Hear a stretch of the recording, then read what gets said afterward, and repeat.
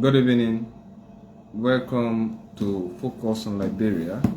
I am their West African correspondent, Amara.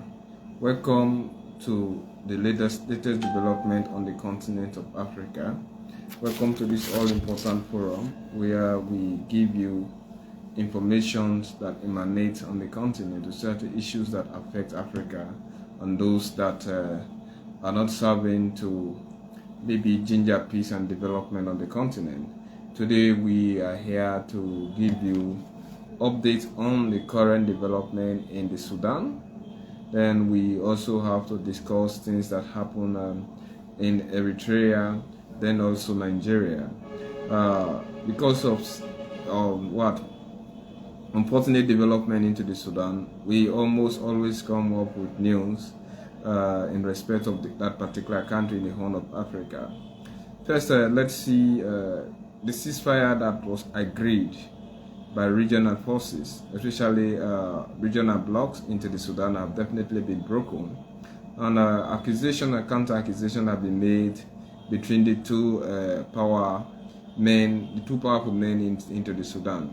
Both General Buham and Dagalo are accusing each other for being the violator of the ceasefire.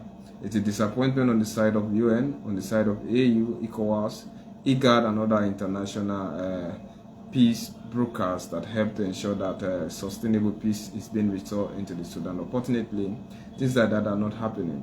Then we have seen accusations have been made against people like Egypt, that they are having a kind of military force into the Sudan. But they have actually, Egypt President Abdel al-Sisi clearly stated that his troops are actually into the Sudan, but they are not there to participate into any of the warring. Rather, his troops are into the Sudan for training. And the training that is taking place is totally disconnected with the current political volatile situation into the country. Then Russia also have been accused of having the Wagner troops into Sudan. Russia actually is known to be having that Wagner troop into the Sudan. But before the 6th of January, when Russia attacked Ukraine, 10 days prior to that time, General Dagalo was actually in Moscow to negotiate with Vladimir Putin. And the negotiation with Vladimir Putin was for him to come and do mining into the Sudan. And that mining was termed as, in fact, the mining is being termed as illicit. So that particular mining company have come there, Russian mercenaries, which are actually supporting the RSF forces, that is the Rapid Support Forces. And the Rapid Support Forces were in close connection with the detained hero, al-Bashir. And Egypt, including Russia, are actually sympathizers of this particular military set. This is why the Rapid Support Forces are so powerful. They are fantastically and completely equipped to take up the government of Sudan. And before this time, they were part of the Janjaweed militia force. And they have formed themselves as a kind of tribal insurgent or rebellious group found into the country. And a powerful country like Russia supporting the Rapid Support Forces, because Russia is actually gaining a lot from the mining activities that is taking place into the Sudan. And with the mining activities taking place into the Sudan, Russia now has the ability to exploit the mines of the Sudan, especially when illicit mining is going on and the country today is volatile. So there is now fear that this conflict may definitely not come to an automatic end as we are expecting, because Russia will want a political volatile situation, chaotic and pandemonium will be existing. We all know how Russia is exhausting its economy in the war against Ukraine. And they have been banned into other countries under sanctions to do certain transactions. Although in 1 or 2 years, Russia is gaining multi-million dollars in the sales of fuel and other places, because since fuel have become diamond, on the world market. So with this at hand, Russia may still continue to incite, support, or even arm the rapid support forces to the length to ensure that nobody conquers them in an immediate future.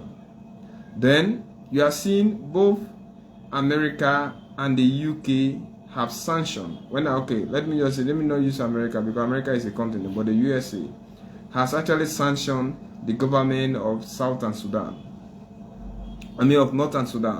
If the government of Northern Sudan is being under sanction, then Russia is also supporting the rapid support forces. There is a high possibility that both Britain and America may step in clandestinely to support Al-Buhan. And if they are supporting Al-Buhan, it's like it is Sudan that is going to be thrown into a total chaotic situation where political volatility will continue to exist, and there will be no centrally placed government, and the civilians will continue to die.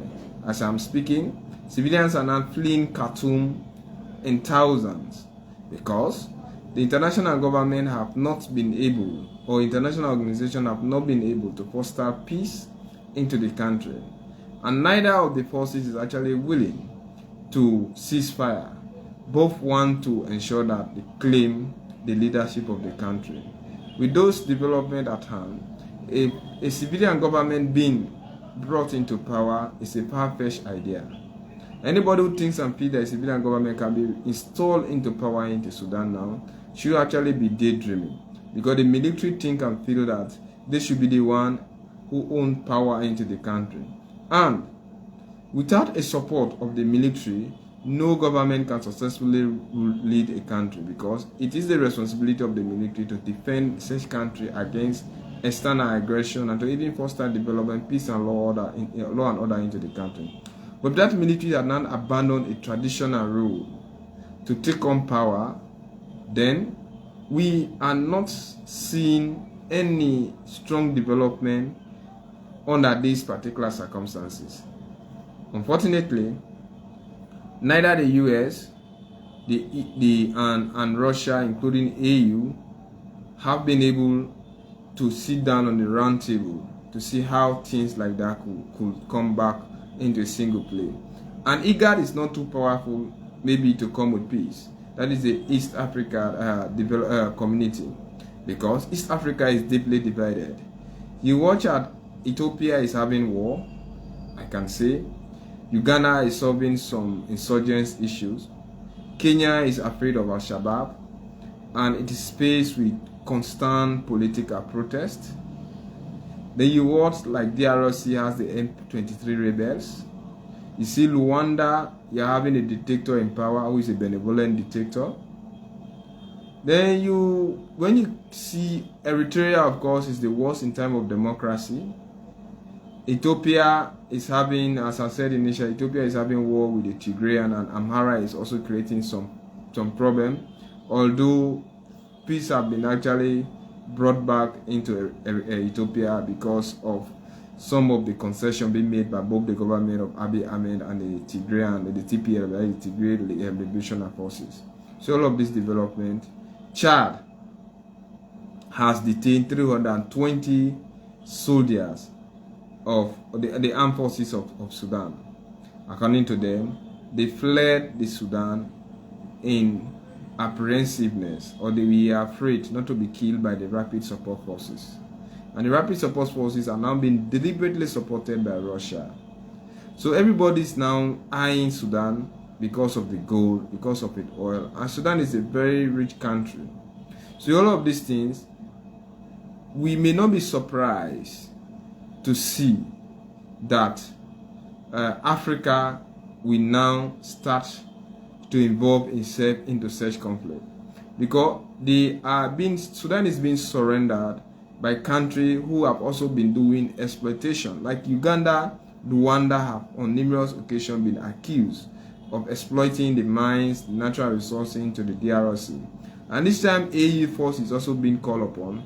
They end up to create a situation where things will be so difficult to handle. And as long as there is political instability, Such situation can lead the peacekeepers themselves to exploit the country. Both Sierra Leone and Liberia experienced that when Ecomon came into this country. It's a kind of regional bloc belonging to ECOWAS. They're actually there to forestall peace into such country. But each time there is war, when they come in, the crisis situation, they will end up digging the natural resources of that country, about taking most of their rich resources into their country. Unfortunately, nobody is now willing to negotiate for peace in the Sudan, especially the two guys. Al-Buham and Dagalo, one of them think that they should lead the country. Then al-Bashir is in prison. And most of this the state television is definitely off. The state radio is also off. Internet is sometimes down in certain places. GSF networks are down. Then water shortage is also a serious problem. Then humanitarian activities like workers of the WFP have been attacked. United States envoy are under serious petting. At the same time, hospitals have been destroyed. In fact, out of the 59 hospitals into Khartoum, it is only 5 that is now operational. The 54 are down. Health workers are being attacked. So the situation is totally volatile. Women, children, vulnerable are the victims today. They are trying to flee from the country, but who knows why. Then we can see the fragility, the weakness on the side of the Sudanese army. With all the bombs that they are using, jet bombers in the airspaces in Sudan, trying to ensure that they fortify themselves, maybe destroy the armed bases of the rapid support forces. Still, they are having support because a powerful country like Russia is definitely backing them. So Africa should be definitely careful on what they do. Then let's see another one here. Eritrea banned the pastor from having a religious burial. You know, Eritrea is a kind of controversial country. It's the most suppressed country in terms of freedom of speech. And they're having Asaya Ifikwiti in power over 30 good years. He was having serious conflict with Eritrea, but when Abiy Ahmed came in, Eritrea and Ethiopia have now been living into peace. And Eritrea before this time, it was like a confederation where it was being led by Ethiopia. But since it gained independence from Ethiopia, there are fought bitter wars. Today we are seeing things like that. But they have the Orthodox Church, they have the Catholic, then they also have the Evangelical Lutheran Church. These are the 3 state churches that are accepted into the country. And they have the state, the Islamic or Islam or Marxists into Ethiopia, Eritrea, which they accept as religious. But apart from these churches and Islam that is being named, no other church is actually allowed to be organized into Eritrea, and no other faith is being, even though if you may have the same faith, but if you are not part of the Evangelical Lutheran Church, if you are not part of the Orthodox Church, if you are not part of the Catholic Church or being part of Islam, no other church is definitely accepted into Eritrea. And all of those religious leaders have been caught. Some of them are tortured, some of them are in prison.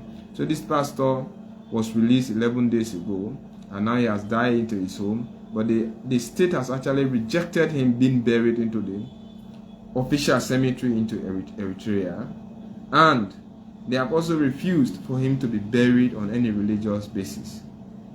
So it means the pastor is being termed as what? A Gentile, an infidel, somebody without faith, and he shouldn't be buried. And in Eritrea, there is no freedom of speech, there is no opposition leader. Everybody must support the government in Amara. And Asaya Ifikwiti is seen as the biggest man on the helm of affairs. Now he has the fortification of Abiy Ahmed, and is suppressing the Tigrayan liberation forces.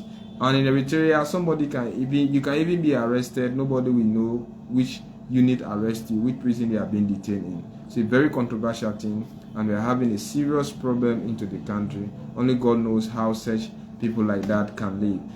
And most of the Eritreans actually are found into Ethiopia. Some of them are found into places like South Africa. Some of them normally come into the southern part of Africa, while some try to find themselves into places like Kenya, because you have to leave them for you to have your personal freedom of speech. So people are definitely afraid, and nobody knows what may happen at the end of the day. So finally, today we end our program in Nigeria. In Nigeria, 8 schoolgirls have actually been escaped in the hand of their kidnappers. They were kidnapped 2 weeks ago by some kidnappers in Kaduna State who demanded for ransom. And since the election of Asiwaju Bola Ahmed Tinubu, we are afraid of what may happen next, and Asiwaju Bola Ahmed Tinubu will be inaugurated on the 29th of May 2023. And we are afraid of all of those developments because there is kidnapping, crisis between headmen, Boko Haram is still operating, APOP has no intention, ASWAP is existing, then there is planned demonstration. Unfortunately, all of these things are continuing into a country that we call a big brother of Africa. Now, people are now taking upon themselves to watch at others as their avenue to gain money. They can kidnap you today, demand for ransom, torture you, you can easily be raped, and children are being radicalized on a daily basis. So Nigeria is on the time bomb. All these existing situations are definitely not helping. And Asiwaju Bola Ahmed Tinubu, being an old man who came into power, only God knows how he shall stand to successfully defend this country against all of these anomalies. By the look of things, Nigeria situation may not give birth to better children. In essence here, for every month, there are drastic, nasty developments. And each time, it is just like there is no stable government into Nigeria. Where you have a loose state, there is anarchy, there is volatility, there is trouble, there is struggle of power, and nobody wants to listen to anybody. Thank God, their Naira crisis is now quieting down because they still allow the existence of the old node to be in position. And with what happened into Nigeria, it's not a definitely good or brighter example for the pending election into Sierra Leone and Liberia, places like Gabon. So we are looking at the situation with a very close eye, and we hope that the pending demonstration that are being alleged by the military on the 29th May, people are going to call, failed unscrupulous politicians are going to call for all-out demonstration against the government. Then they are going to storm the court with court cases to ensure that the inauguration does not take place. And they are claiming that any attempt to throw the country into pandemonium will be punishable by death. They have warned the politicians. Unfortunately, people like Peter Obi and Atiku Abubakar say such statements are threats and they want to intimidate them, but that cannot stop them from expressing their religious, their political freedom. How they will express it, I don't know. Which vein they choose to express it, I don't know. What is awaiting Nigeria is too ambiguous. Maybe it is open to interpretation. Let's wait and see. Okay, I have a single, maybe a comment here from Doric Paul. He said, "We as black people are unable to govern ourselves." What do you think of my assertion, Edward? Anyway, maybe thank God he call it an assertion. But some assertions do not have maybe basic element of truth. But based on the prevailing circumstances into Africa, maybe one can lead to the conclusion of such. Because since after independence, or just after independence, or even when independence was going on in African nation, we started fighting among ourselves. And from independence, in the early 1950s to this day, Africa have never tasted uninterrupted peace for 30 or 40 years. Countries are falling apart. Most countries on the continent have actually underwent coup d'etat, and some countries have actually underwent bitter wars. And watching out all of this development, countries that should have been very stable, maybe to lead Africa, are definitely divided. Our human resources are being relegated on a daily basis by killing. Then our economies are not strong. The economies on the continent, you watch at South Africa, whatsoever, things are not strong. And we are now operating donor-driven government. Our economies are donor-driven. That is why anything that happens into the West affects we next year. And because we have not been able to speak with one voice, we have not been able to organize this, we cannot even come with peace on the continent without the intervention of other people. Maybe one can lead to such conclusion that we as blacks, we can't successfully govern ourselves. Now we have seen ourselves, maybe before this time, we think we are the oppressed, and the white are our oppressors.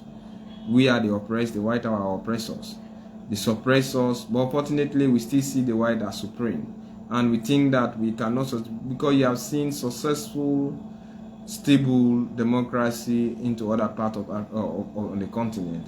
In Africa, every one of us had very sad history. Even Ethiopia, that was known to be the founding father of AU and Pan-Africanists, look at what is happening today. You go into Liberia, that have been existing for quite a long time. They will tell you that Liberia was never colonized, it was only discovered the Americas, but there is no better history about the country. You come into Sierra Leone, since diamonds were discovered in 1930, the same crisis. You look into Guinea, there is tribalism, there is dictatorship. You go into places like Mali, there is war between the tribes. You come to Burkina Faso, it has experienced one of the bitter coup and perpetual coups on the continent. You come into the Gambia, it's the same thing. You go into Guinea-Bissau, it's the same thing. Of course, look at what is happening today in Senegal. Macky Sall want to go for a third time into office, which is definitely not good. You check into Equatorial Guinea, they are serving as a hub to transport cooking and other things into Africa. And they are even hosted people like Yahya Jammeh, who perpetrated crimes into his country. You get into Chad, they have a military dictator over there. You go into DRC Congo, there is war between the M23 rebels, and there was bitter war during the Kabila regime. And Joseph Kabila took over, he corrupted the country.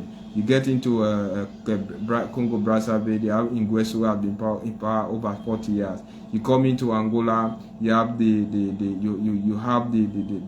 Omar Bongo family for 54 years. They have been into power. You go down into South Africa, very peaceful, maybe liberal democracy, but full of volatility. Xenophobia is on the high. People have been attacked and killed. Mozambique is facing Al-Shabaab rebels. So in watch at Ethiopia is having war. Eritrea does not have freedom of peace. Chad, they are fighting against the anti-Balaka, and the Christian Balaka are definitely fighting among themselves. Cameroon having over 40 years president into power who is so old, he's not conscious over affairs. You see Luanda is entertaining migrants and Paul Kagame is on the hem of affairs. So of these things, I don't think whether Africa is just peaceful. So based on your presentations, if you analyze, maybe canvas, they can just try to maybe just watch at some of these issues into the country. One will definitely conclude that this country or this continent, blacks are definitely unable to govern themselves. But in a nutshell, blacks are excellent, they are brilliant, they have the ability, they have the organization. Maybe we are facing generational problems, and those who inherit power. Maybe the generation that inherited power from the colonial masters did not set brighter examples. They created a type of a path that people tend to follow corruptly. So we are preaching against such development and want a kind of generation that may think further. That is why your argument is ambiguous. You can take it in one way and understand. But Africans have also set brighter examples. You have seen like the like of Kofi Annan, who was so sound, and he Boutros Galia also was a very good man. Then you watch like Kofi Annan did very good on the continent.